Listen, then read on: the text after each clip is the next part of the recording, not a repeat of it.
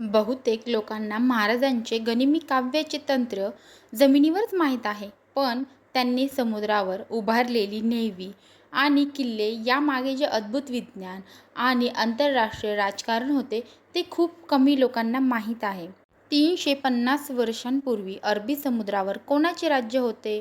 Dutch, पोर्तुगीज आणि इंग्रज. त्यांच्याकडे अफाट दारुगोळा आणि प्रचंड मोठी जहाजे होती. पण या युरोपीय सत्तांना चकवून एका राजाने समुद्राच्या लाटांवर आपले साम्राज्य उभे केले, छत्रपती शिवाजी महाराज. पण तुम्हाला माहीत आहे का, महाराजांकडे जहाजे बनवण्याचे कोणते गुप्त तंत्रज्ञान होते?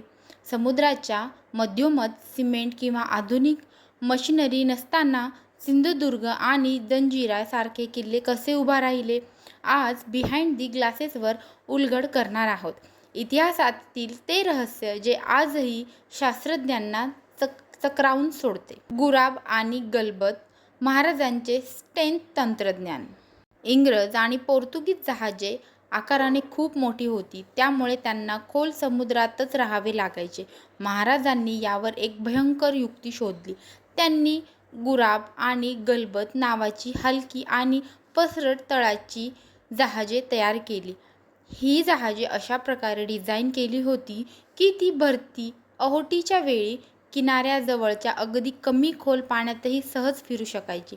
जेव्हा पोर्तुगीजांची मोठी जहाजे स्वराज्याच्या जहाजांचा पाठलाग करत किनाऱ्याजवळ यायची, तेव्हा ती उथळून पाण्यात किंवा खडकांवर अडकून पडायची आणि महाराजांची सैनिक लहान जहाजातून अचानक हल्ला करून गायब व्हायचे. ही त्या काळातील स्टील्थ तंत्रज्ञ पद्धत होती. भाग 2. समुद्राच्या पोटात पाया कसा भरला? आता सर्वात मोठे कोडे. अरबी समुद्रात पाण्याच्या मधोमध सिंधुदुर्गसारखा अफाट किल्ला कसा बांधला?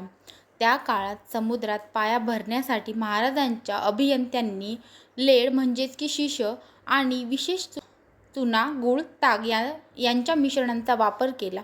पाण्याखाली पाया भक्कम करण्यासाठी शेकडो टनांचे दगड आणि समुद्रात टाकले गेले.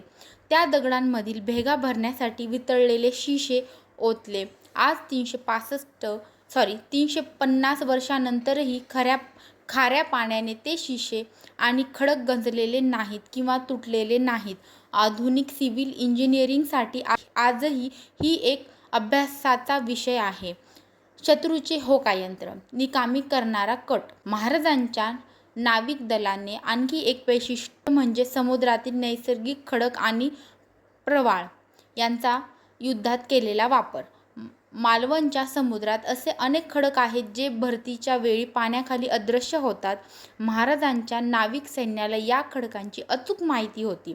शत्रूच्या जहाजांना मुद्दाम अशा मार्गावर खेचून आणले जायचे जिथे पाण्याखालील खडकांशी आदळून शत्रूची जहाजे फुटायची. युरोपीय खलाशांना वाटायचे की हा महाराजांचा काहीतरी जादूटोणाच आहे, पण ते शुद्ध भौगोलिक ज्ञान आणि मॅपिंग होती. दुर्मिळ लाकूड आणि इको फ्रेंडली नेव्ही. तर जहाजे बनवण्यासाठी कोणते लाकूड वापरायचे याचे कडक नियम महाराजांच्या आज्ञापत्रात दिलेले आहे. सागव, शिसप आणि फणसाच्या लाकडाचा वापर केला जायचा. पण महाराजांचा स्पष्ट हुकूम होता, झाडे तोडताना निसर्गाची हानी होऊ नये, केवळ जुनी झालेली झाडे वापरावी. जगातील पहिली पर्यावरणपूरक इको फ्रेंडली नेव्ही कदाचित स्वराज्याचीच होती. छत्रपती शिवाजी महाराज केवळ रणांगणातील योद्धे नव्हे, तर ते अप्रतिम वैज्ञानिक दृष्टी असलेले व्हिजनरी नेते होते. हा व्हिडिओ तुम्हाला कसा वाटला आणि यातील कोणते रहस्य तुम्हाला पहिल्यांदा कळले हे कमेंटमध्ये नक्की सांगा. व्हिडिओ आवडला असल्यावर तर लाईक, शेअर आणि अशाच अनेक ऐतिहासिक तथ्यांसाठी बिहाइंड द ग्लासेसला सबस्क्राईब नक्की करा. जय भवानी, जय शिवाजी.